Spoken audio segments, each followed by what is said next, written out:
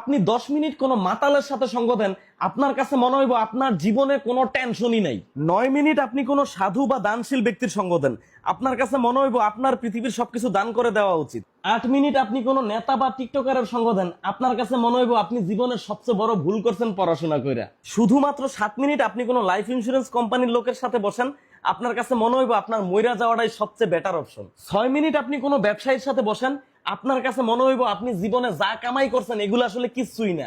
4 minute আপনি আপনার কোনো পছন্দের ভালো শিক্ষকের সাথে বসেন, আপনার কাছে মনে হইব ইস, আমি যদি আবার স্টুডেন্ট হইতে পারতাম।